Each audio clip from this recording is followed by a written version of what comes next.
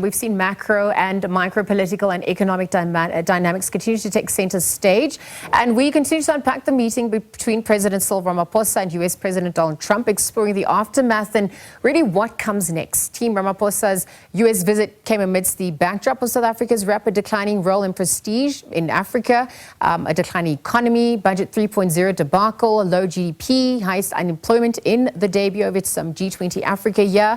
Of course, with a shifting geopolitical landscape. Well, this is what Ashraf Patel writes, senior researcher at the Institute for Global Dialogue, and he joins us virtually to unpack further. So Ashraf, on that note, a very good morning, and thank you for making time to chat with us. Good morning, Lethal. Thanks for the opportunity. So Ashraf, it's been a busy week to say the least, and obviously that bilateral meeting, we've seen lots of praises and criticisms emerging. I wonder if you could speak to the hits and the misses from this encounter. Definitely. I think all those items you mentioned with this meeting will essentially deepen the crisis for several reasons. Number one, the meeting was ill-timed and it was premature.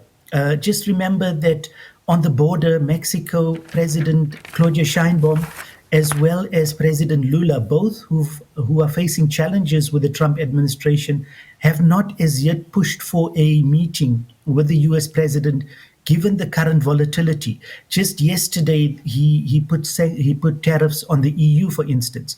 I think the big missed opportunities for President Ramaphosa was they caved in with the new trade package. This new trade package presented by Minister Tau does not do a good service for South Africa, especially given our G20 themes being green industrialization.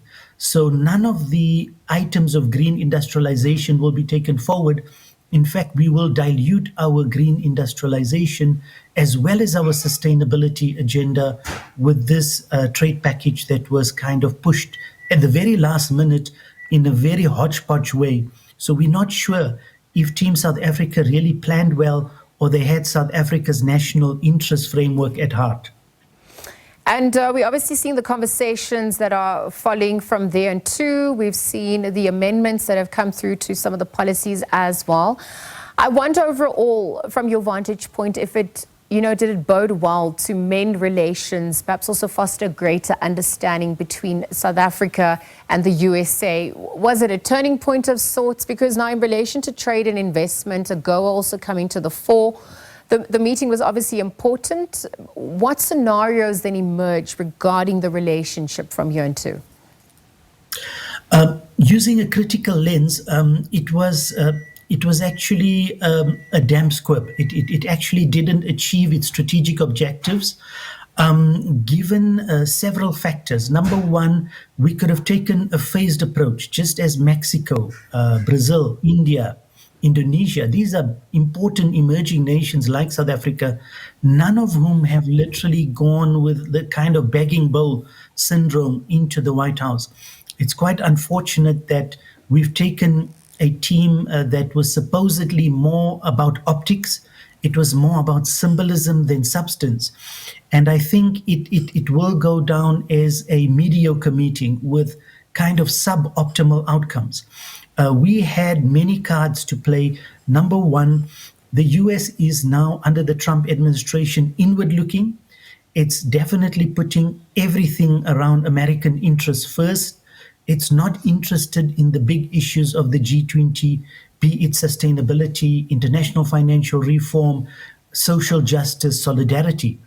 I mean, let's just look at one of the big misses. When President Trump presented the video or ambushed Team South Africa, President Ramaphosa, using a solidarity lens, could have at least raised the issue of the plight of African Americans. Just as President Trump is punting for white South Africans, why did President Ramaphosa not raise the issue of the plight of African Americans? Now that would have pointed to agency, to solidarity, to an African-centric agenda. But our president was quiet. He had an opportunity to put an African agenda forward, and all he did was to put a very narrow South African, and I would say a minority white Afrikaner agenda forward. At the end of the day, It was more, in my view, around Steenhuisen, Agri-SA making gains in this meeting, and very little for, let's say, the transformative, sustainable agenda for South Africans. So, Ashraf, on the back of that, then what was also reflected in the GNU dynamics as well? If we look at the responses from, the agriculture minister in relation to what was being, discussed, what are you observing on that front? How does that bode as well for our local dynamics? Look, at the end of the day, it was about showing some kind of cohesion. It achieved that at an optics level, showing that different South African races are working together.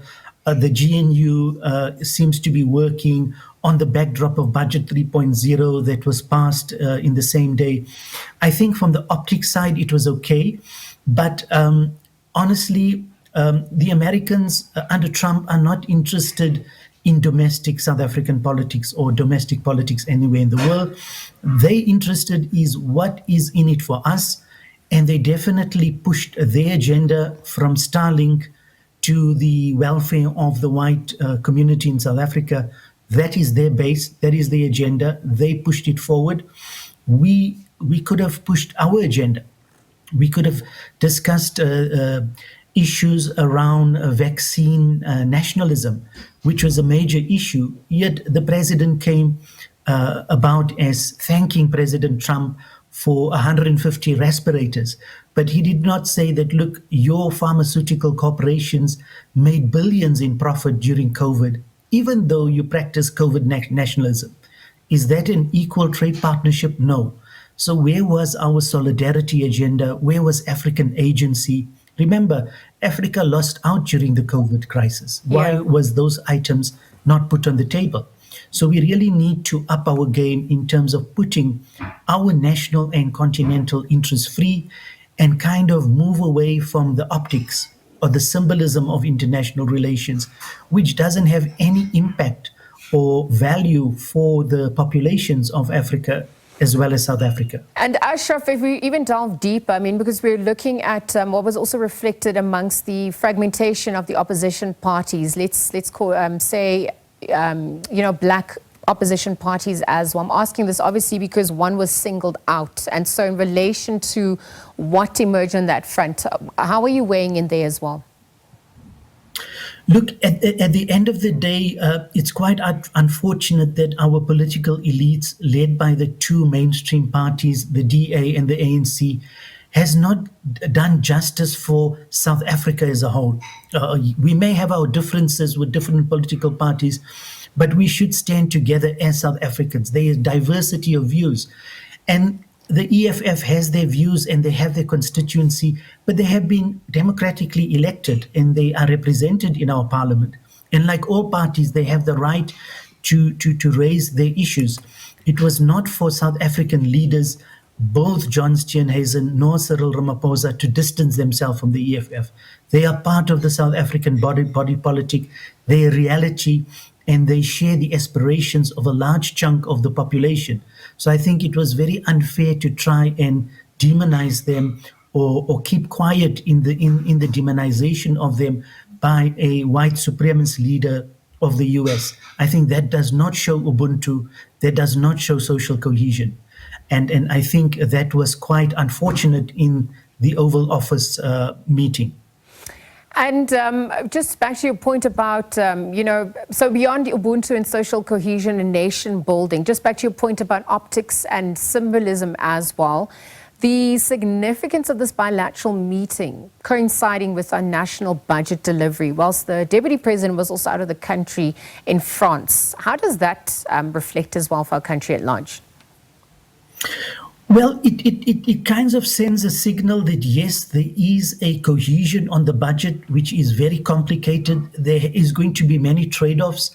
At the end of the day, you must note that all the over-expenditure has emerged over several years, particularly from the COVID loans. The COVID loans from 2020 and 2021 is a result of the current budget conundrum. And so we are integrated in global circuits of capital. So when we go to the IMF again for a bailout, it may become very, very challenging, and it will, as we see, double or intensify austerity. So austerity is the key word. The minister is saying it's not an austerity budget, but what the civil societies are saying, the union movements are saying, there is some austerity in the budget, and that's going to be very challenging. So the symbolism side points to showing this cohesion in economic policy making, but down the line, the budget cycle will show later in the year that there will be more contestation. And I think that is because we're so integrated in global circuits of capital and trade. And with the G20, we are so integrated in these unequal financial and trade relationships. The crisis will deepen and multiply. All right, Ashraf, you're obviously still looking at the SA ambassador to the USA that has to be appointed. You've got the special envoy. So there's lots of other dynamics also unfolding. But thank you for your time here on the SABC at this hour. We'll leave our conversation there for now. Ashraf Patel, senior researcher at the Institute for Global Dialogue, weighing in, of course, following Budget 3.0 and the South Africa-USA bilateral meeting, the impact going forward, and also just the knock-on effects. Again, thank you to you for his time.